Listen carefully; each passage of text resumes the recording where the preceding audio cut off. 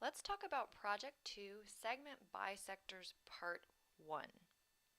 So the question asks, in this figure, line CD is a segment bisector of line AB. If AE is 4 units, what is the length of AB? Okay. Once again, important to know our definitions here because they give us clues as to the answer. So it says in this figure, CD is a segment bisector of line AB. So why is that important? Well, to bisect basically means to cut something in half or cut into two equal parts. That's an informal definition. So in geometry, a segment bisector is a line or ray, a segment that divides another line into two congruent segments. So the point at which the segment bisector intersects a segment is called the midpoint. So E would be the midpoint of line AB. Now I know that the measure of AE is 4 units. So what is the length of AB? So again, calling on your definition of segment bisector and of congruence. Think if CD is cutting AB in half and AE is 4 units and the measure of AE must be equal to or congruent to, AE must be congruent to EB, then what would the total length of AB be equal to? So step 1 would be maybe to figure out what is this measure and then add them together. That's Project 2, Segment Bisectors Part 1. Now, after that, you are asked to launch your external tool here called Tools of the Trade, and you're asked to complete a couple different exercises. So I've got all these tools to play with. So important thing here is to know what each of the tools mean. So the mouse, like the pointer or the cursor, is how you move something around. The next one is called the segment one. It's a line with 2 endpoints. Next is the intersection. Next is a circle with center through point, a compass, an angle, show, hide, delete, distance or length, move the graphics view, which means kind of like dragging the plane around, and then zoom in and zoom out are the magnifiers.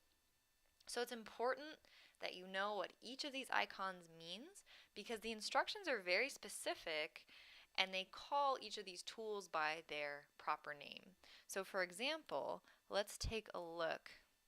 So I'm reading off of your project and it says, in the interactive tool you will draw a line segment. Choose the segment tool which shows a line segment with 2 endpoints. So they even describe it for me. So there's my segment tool and you can see when I clicked on it the name segment popped up. It says click on the white space in one location, okay, and click again in another location. How about over here? Next, choose the show hide label tool. Now notice that I've only done a couple steps so far, but I'm doing each one piece by piece, sentence by sentence, direction by direction.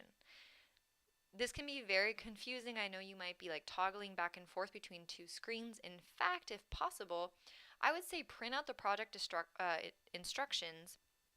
That way, you can look at the instructions and then kind of refer back to your screen and you don't have to click between 2 screens as you work. Or maybe if you can borrow a family member's laptop and pull it up, and that way you can look at both things at once. So again, it's going to be easy to get confused here. I've read the directions on the project. They're very clear, but there are a lot of them. So make sure that you do this piece by piece. So I clicked on the segment tool. I clicked on the white space in one location and then another. It says now to next click the show hide label, which are these 2 A's. Then click on the segment that you drew. So I'm going to click on the segment I drew. It says the line segment should now have a small letter next to it. Which letter appeared next to your line? And you can see here that a lowercase a appeared. So in your answer box, that's all you would type in, just a lowercase a, and that would be your answer. Next, we go on to question 3.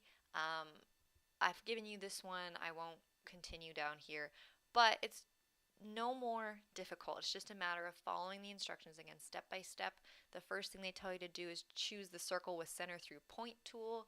Um, so you would go up to your taskbar, choose the point tool, and again, go through sentence by sentence. Don't skip ahead. Don't try to read the whole paragraph and then jump into it and try to do everything at once.